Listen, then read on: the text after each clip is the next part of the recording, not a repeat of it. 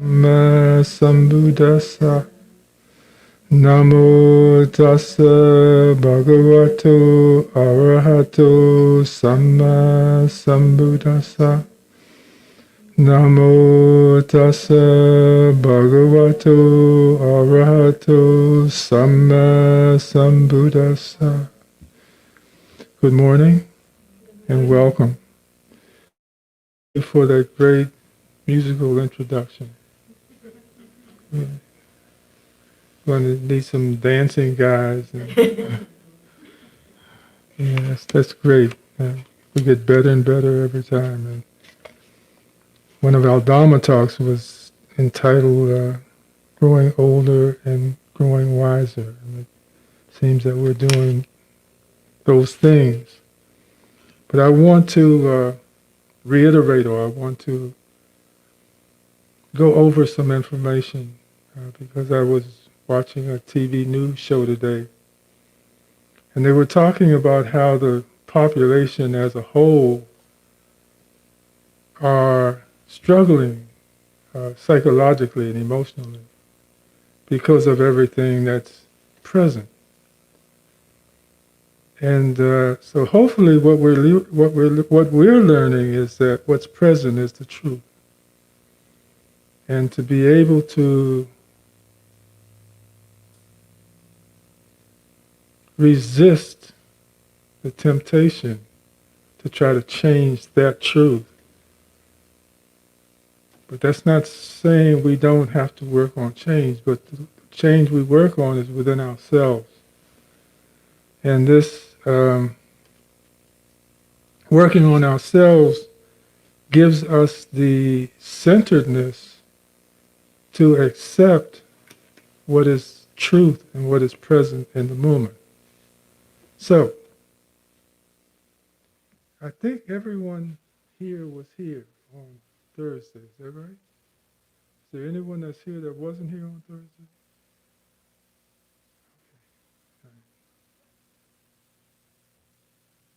So you'll be the two that won't get bored, because I'm going to go over this information because of the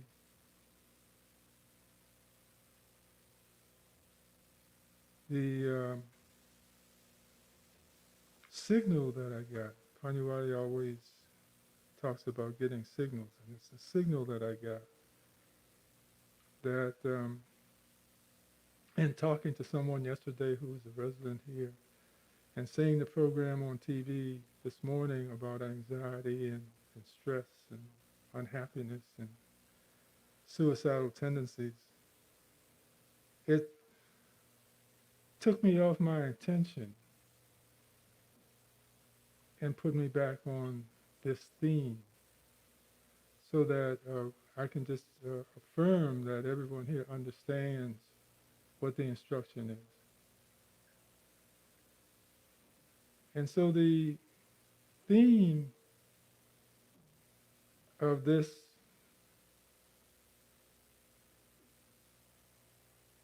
talk on Thursday was about being still, and the subtitle was "There is a time for inventing, and there is a time for being still." And it talked about working our practice so that we will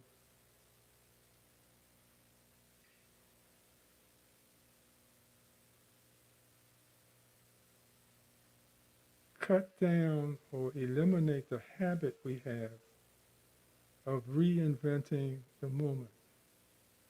Now, we don't see it that way. We don't see that we're trying to reinvent it. We don't see that we're trying to realign the truth of the moment, but that's what we're doing.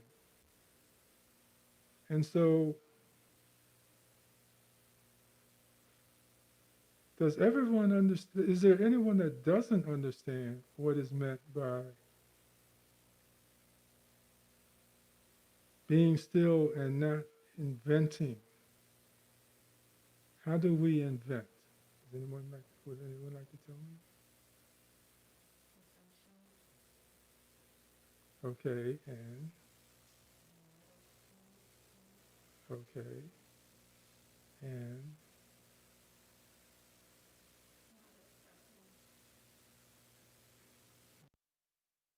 okay, good. And what we do when we don't accept? We do what? We resist. We become anxious because it's not what we want it to be. We try to change the dialogue and the narrative to make it something that is more palatable or more favorable to us, more acceptable to us. We change that. And we ask ourselves, or I put out this question to you, is that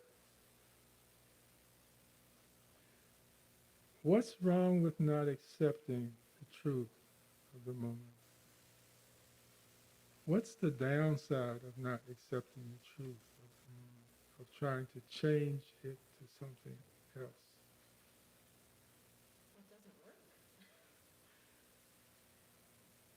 That, that's true. That's true too, very much so. It creates, it doesn't work.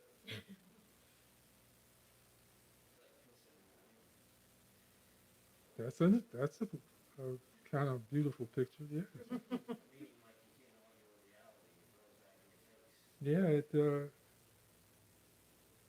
it's to understand that what we encounter, what we face at any moment is the truth of that dynamic, is the truth of that moment. We might not want it to be that way, but that's the truth.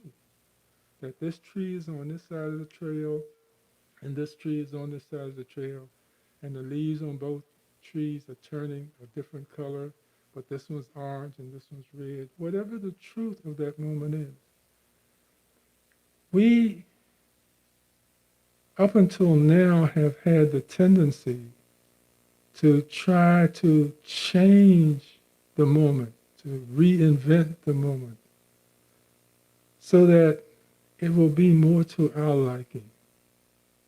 See, we want to change the moment, which means also changing the other people in the moment, so that their behaviors and their words become more acceptable to me. Now, that doesn't mean that we don't do something. It just means we don't try to scramble the truth that's present right now. That we are still enough to read and to diagnose by just observation what what the moment is trying to tell us. And then we act on, or we are directed by the truth of that moment. And what do we use that truth for? And yes,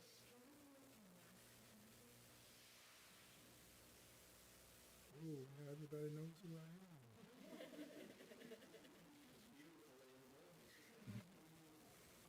So there are people who feel that there's a need or a necessity to respond or react to the visual, the truth of the moment, especially if it is something that is not to their liking or not to their moral code that they should change it. And of course, you've got the other people who are starting to learn what this practice is all about, who says you do nothing. And of course, the teaching is in the middle of that. It's not that you don't do nothing, it's just that you don't do anything to them. You understand the difference? That when you see disharmony in the moment, when you see a disturbance in the force, a disturbance in the peace of the moment, the rationale of the moment, you work on yourself. You don't try to change the other guys. Oh, but they're the ones that are the problem. No, you're the one that's the problem because you can't accept the truth of that moment. that we will find when we are able to resist reinventing the meaning. And that applies to everything that we will encounter in each moment. Disharmony, people don't like me, people want to leave me, people want to do this, people want to do that, people want to hurt me. In the Dharma that was taught by Siddhartha, he never talked about changing others, petitioning against others, to change the way his world was. And he had the same disharmonies and characters that we have today. There were Trumps in his day, there were Bidens in his day, there were robbers in his day, there were good Samaritans, there were other priests and nuns and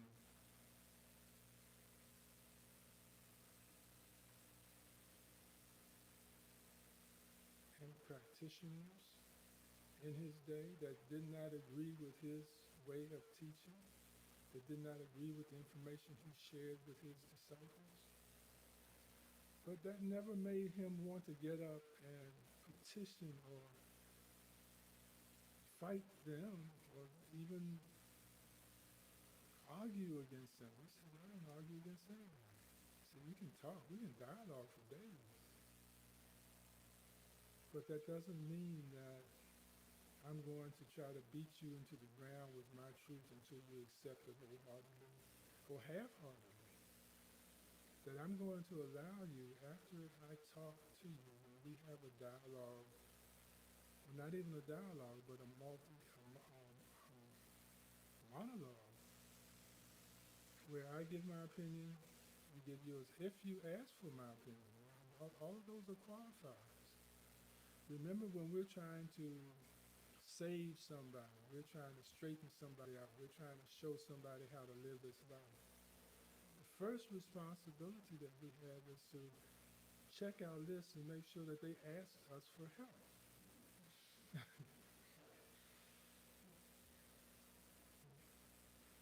So, there is a time for reinventing or inventing, and there is a time for being still. And what occurs when we are in our opposition to harmony, our opposition to truth, because truth is harmony.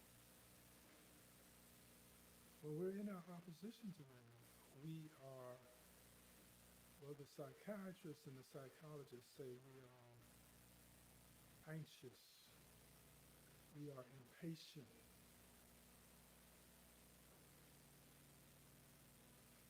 we are uncomfortable. But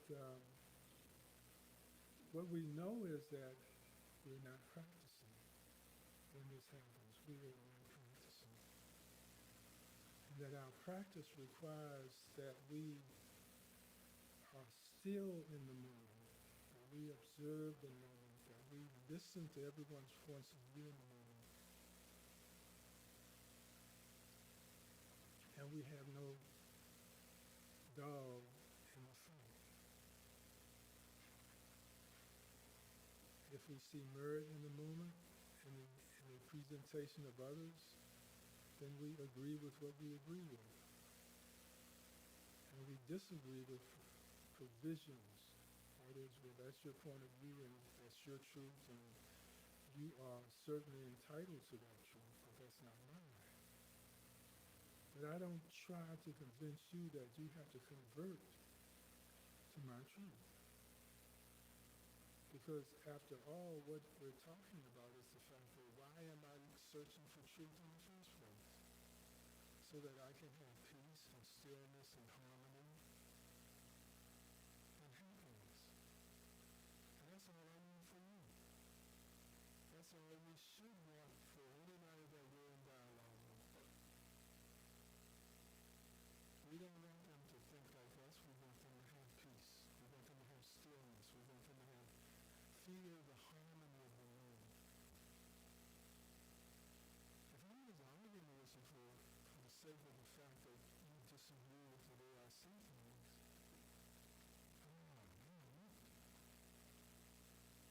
what are we creating when we do that? When we're creating harmony when we do that. We have to go back and sit down and decide for ourselves, what does it mean to be in harmony with the Lord? How does it feel to be in harmony with the Lord? And the only way we know that is to experience that, and we get that experience through our practice. And we sit real quietly by ourselves for a while. Oh, we should. Because this is not about experimenting on others, you know. It's not about inviting people in and then saying, okay, we're gonna kick this around, and if I don't feel good, I'm gonna kick you out, and I'll try again next week. No, it's not about that. But it's about working with the self first. That self that we create when we disagree with truth. Because what we do is we learn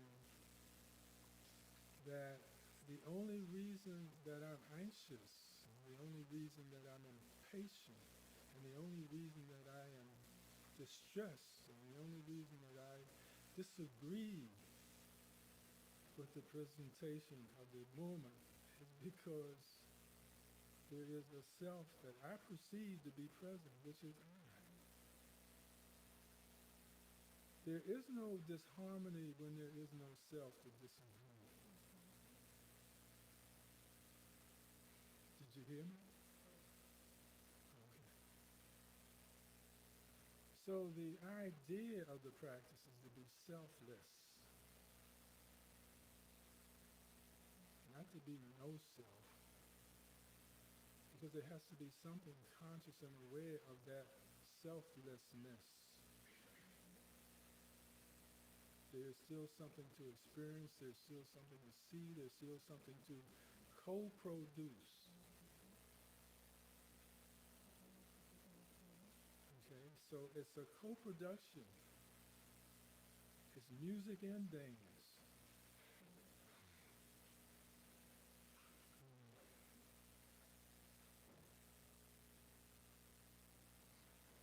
But in order to learn what is my truth, what am I agreeable with at this point in my own development, I gotta know that before I know how I can work with you, how I can harmonize with you. I gotta know what my harmony is, my key is, my range of song and dance is. I gotta know that, so that I don't step on your toes. But what we do is we don't learn the whole dance. We just kind of fuddle around and find out what kind of works for us, and then we go out and step on other people's feet. And we feel that by saying, excuse me,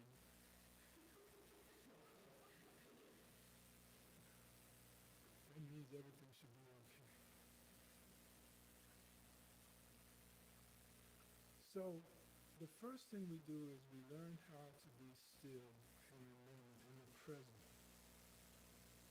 And we resist, and we learn how to train ourselves so that we are free of the inclination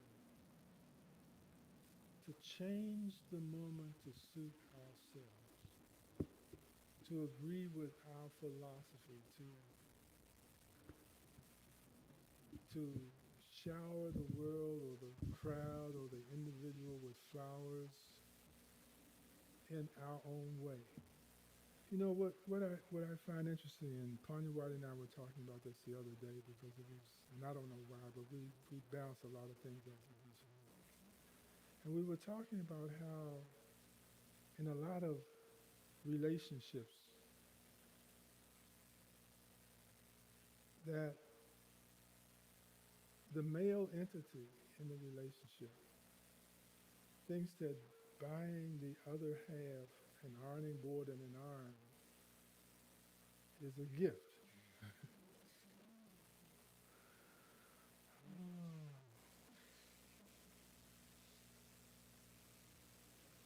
And their feelings are hurt. But of course, we get the male component gets paid back on Father's Day, because we just get all get socks and drawers and stuff. But enough of that. Um,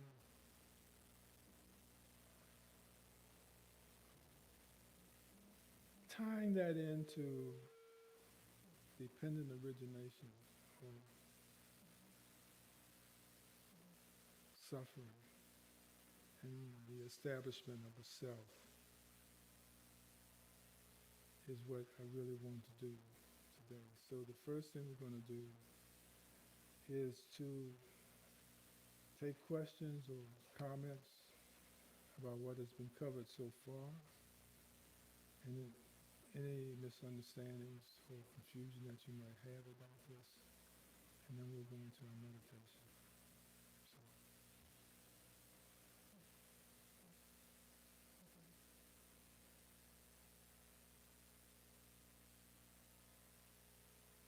nobody? Okay, do we have an audience today?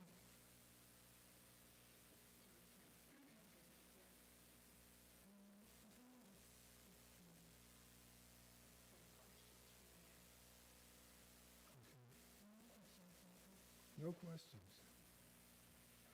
Is it that good or is it that boring? That good. All right. Okay. Sure.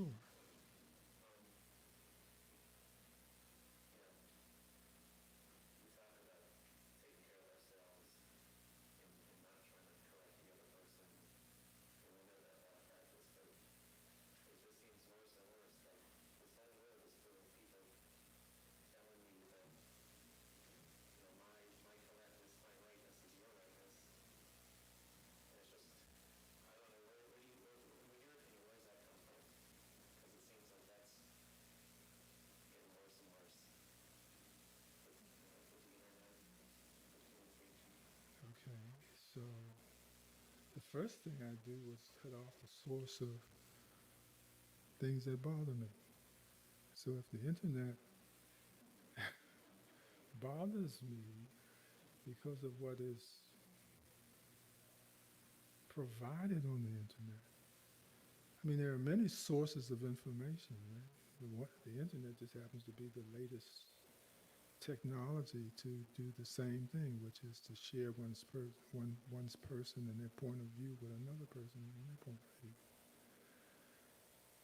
And just as back in the day when we didn't like the news program, when we didn't like CNN or we didn't like Fox or we didn't like something else, we changed the channel. So if there is something that bothers you in the presentation of dialogue on the internet,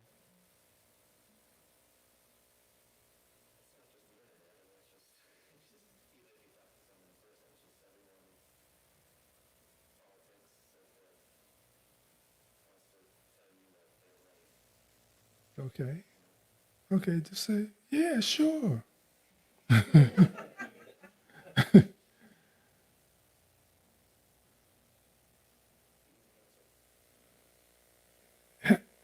we can't have a confrontation if both of us don't agree to have one.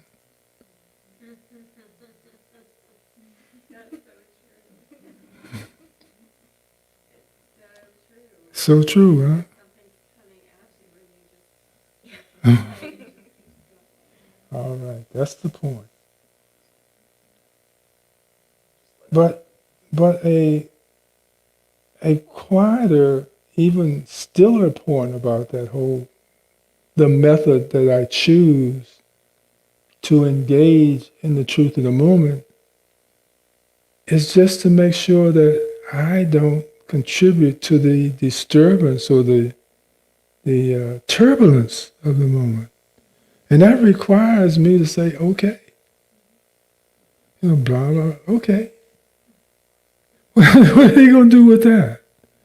Except to say, well, hey, I've got to go pick my fight somewhere else. I'll leave this guy alone because he's just no fun. right? But you will find that in your okayness with their truth, that will take all of the wind out their sails. The only thing that gives them something to push on is the fact that I'm sitting there trying to convince them that their way is not my way and you shouldn't be bringing that to me, and I'm in agreement with you. I'm just a little different or whatever. And as long as I have dialogue with that type of information which confronts their truth, they've got something to push back on. Yeah.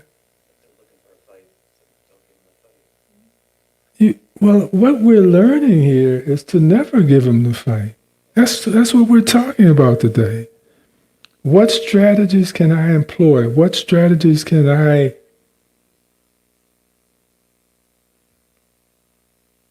practice that allows me to be okay in spite of what the truth of the moment is, in spite of the fact that I've got a knucklehead standing in front of me trying to talk something about something that they really don't know anything about themselves.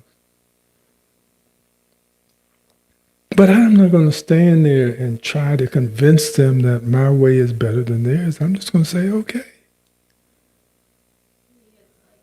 I learned that lesson with my teenage daughter. Okay. Because it was very simple. Yeah, it's always, when you got teenagers, whether son or daughter, it's all the same stuff. So when you do come back with the okay, or you just use a little bit of judo inside, it completely changes everything. Mm-hmm. Yeah. It's a law of physics. Have you ever walked in a hallway and there was like a push door, and just as you pushed it, somebody was opening it up from the other side? You know that feeling? Yeah, you know that feeling, right? So that's what we're talking about. That's what's created the physics, the dynamic of that exchange where you don't resist. See, that's what we're talking about. Being still, no resistance. And with that creation of no resistance, that concept that expresses the fact that, hey, I got room for you too. And all your pain and all your ego, I got room for that. Come on, bring it on. Come on. That can all exist within this bubble of the moment. I'm not going to fight you about this. There's enough room for everybody. That's what we're talking about. Not developing and insisting on exclusiveness. There's just a reality about truth that's expansive. But you got to live it. Can't BS with the truth. Somebody will see you and your crookedness in a moment's time. Oh. And we know that there's a lot of people in the world who try to get by BSing. Okay? But you just say, okay. Yes, sister. So I've stepped into the fire this last couple of weeks and going to being a poll observer. Mm-hmm. And just overseeing to make sure people, my role is just to make sure people are safely able to vote. And there was a woman from my personal opposing side that was there, and she was just chipping away, not knowing my part, but chipping away with her opposing side. And at one point she came up, she goes, they're going to neighborhoods and slashing so-and-so's. Mm-hmm. And I just went, oh. Mm-hmm. And what I learned because of my role in that, it just did take me because there was no opposing force. Nothing else to say. And since then, and that was the very first time out of the gate, she was dressed up and ready to roll, and I just, with that role then, it just took over. It's like, now I can be out there, maybe internet, maybe in person, that experience of her just deflating, Mm-hmm. just being encouraged that, Mm-hmm. gave me enough confidence and ability to say, this is not my monkey, not my circus. Mm-hmm. Mm-hmm. Mm-hmm. I don't need to step in this. And it's really given I offer, escalation is there.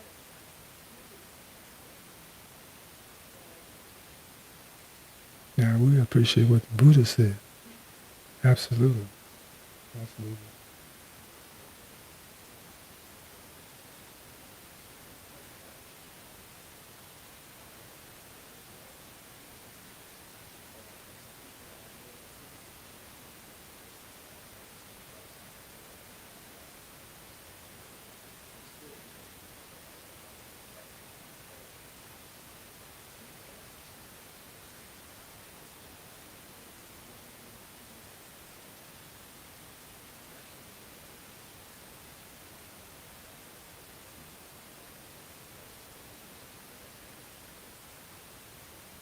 All right, now what's your question?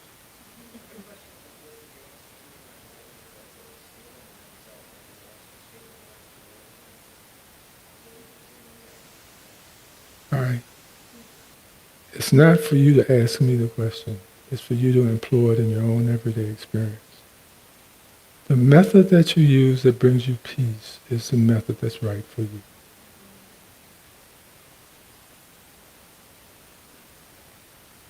I've been an angry person, and I've been a peaceful person. And I like being a peaceful person much better than I like being an angry person. Okay? See what works for you, and then employ that. Most often, most people who rely on anger and confrontation to get their point of view across ages very quickly and gets tired of it very quickly. Well, no, not really. Some people take a lifetime to get tired of it. But you'll hear a lot of voices in the wilderness that say, I'm sick and tired of being sick and tired. And what that does, it alerts us and it wakes us up to the fact that there's something else that I can do besides what I've always done, which doesn't work. And the insanity that is revealed through my introspection is the fact that if I keep doing the same thing and it doesn't work, then continuing to do it is crazy. Not they're crazy. I'm crazy. So, but nobody can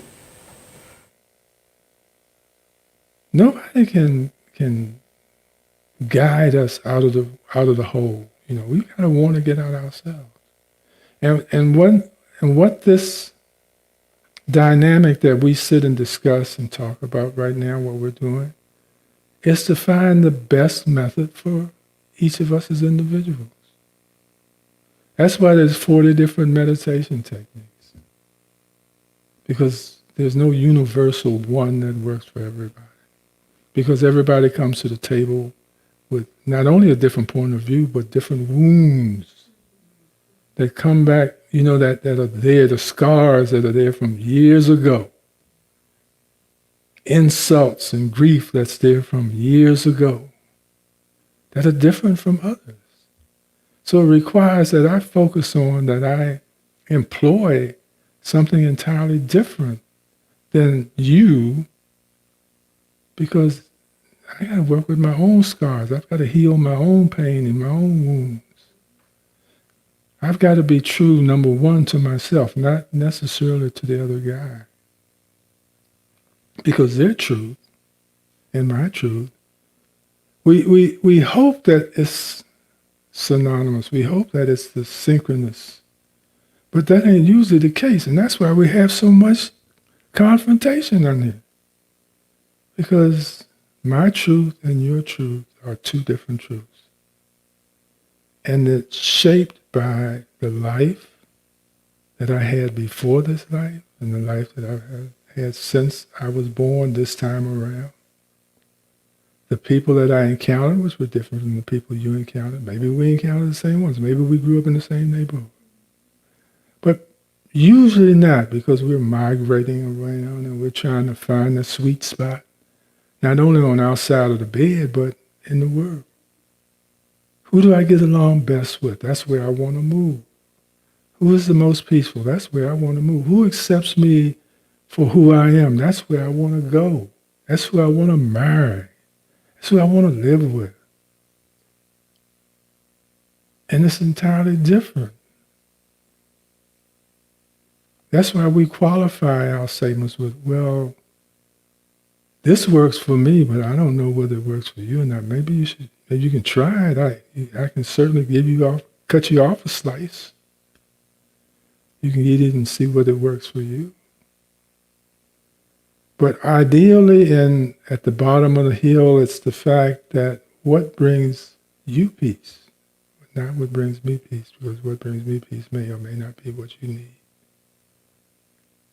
But that in itself is a caveat. Because you'll find a lot of people in this discipline will spend all of their time spinning their wheels with one operation, one meditation, one way to do this, one way to sit, one way to walk. And you say, and my question always is to them, are you still suffering? And if they say yes, well, it's time to change. It's time to do something different. Not that you're a bad person, it's just time to do something different. So this is how we make the determination. We first of all ask someone who knows a little more than we know, what should we do? And be open to that. But we also have to begin to work with self-development practice so that I can recognize and identify when I'm being a knucklehead. You know, when I'm not only listening to you, but I'm not listening to me. I'm arguing with me about what I should do next. So we practice how to employ methods, and we practice how to measure those methods, not against someone else and what they do or don't do, but measuring my own level of progress. And it's not about beating myself up when I don't achieve what I think I should have achieved. It's a barometer. It's saying, well, I've done this for 5 months, and I still don't see any improvement in my relationships with others. I still see me coming on as the intense guy, the one who insists that my way is the right way. And when I observe that in me, then that signals that it's time for me to change and do something different. I might be whatever it might be, but I have to find that out. I have to tinker with it. I've got to, change, be willing to change things around. If I'm sitting there dialoguing with myself and am unwilling to provide opportunities for myself to change and be different, then I know right there where the problem is. It's not with any of the technology. It's with me. It's my boneheadedness. So it requires that I integrate methods with time when I just observe and ask myself in real time, not in playtime, not when we're on a cushion here in the Dharma hall, but when I'm out on the street. How did I do today? This is one of the things that we have to do. This is a part of that, making that list. Because at the end of the day, I have to have a board that allows me to read my performance for today. It's not about whether I go into jhana. It's not about, how quietly I walk down the street or mindfully I walk down the street. It's about how I treat my fellow person, my fellow friend. How did I treat my mate today? How did I start out my morning with my mate today? My friend, you see. Because that mate, that person who sits beside us, is supposed to be our friend. Now, how did I treat my friend this morning when I got up? That gives me some advice right there about who I am. And, that goes on, and that can be employed forever. But if I can just remember, though, that the person I wake up with today is not the person that I went to bed with last night.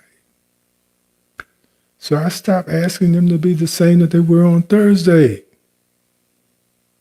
doesn't work that way. We're supposed to be in a river of life. And if we're not changing, if we're not dynamic, if we don't mimic that river, those changes, those ebb and flows, then we're not a part of the life in the moment. And that will be our problem. If I'm not on time with what I am studying, I'm already late. So if I find myself holding on to the moment, now listen very carefully to this. If I find myself holding on to the moment, asking the same question every day, then I'm not even in the moment. Because see, once I decide to grasp the moment, I'm already in yesterday. Okay. So stay present, be present, listen, pay attention, behave, and then things will start to change.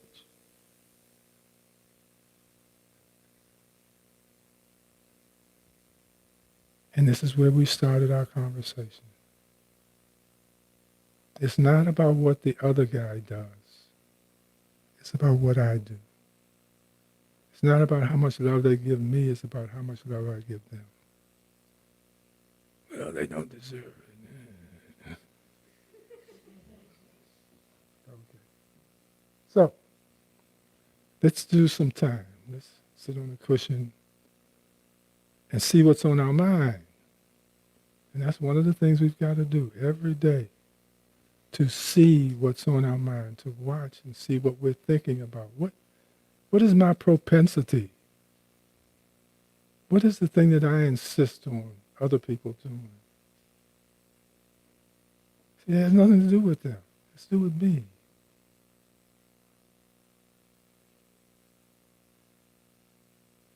Okay, everybody ready? All right, yeah? Okay. Now, what I want you to do is just close your eyes and watch your breath. With the intention that it's not important whether you are able to stay with the breath or whether you're distracted. What's important is that you are aware that you're distracted. That's what's important. That you're not arguing with yourself about, oh, I'm such a lousy meditator. I can never get this right. I can never get this straight. There's no such thing as bad meditation.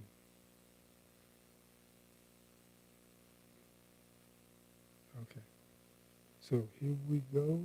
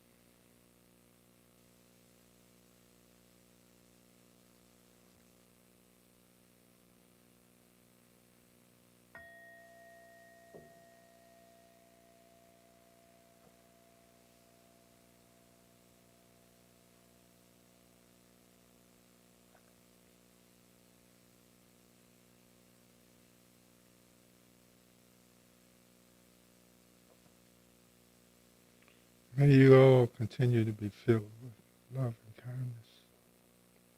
I thank you for your input, your feedback, both verbal and nonverbal.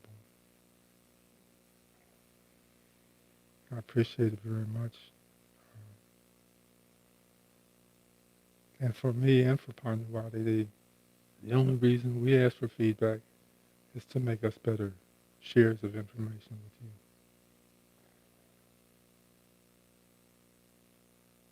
So have a great day. And remember to ask yourselves that question at the end of each day. How did I do? Keep your notes. How did I do today? Did I live up to not your expectations, but to my expectations? Thank you so much. Love you.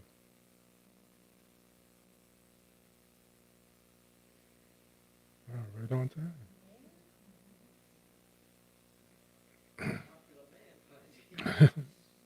No, that's an alarm that I can't turn off.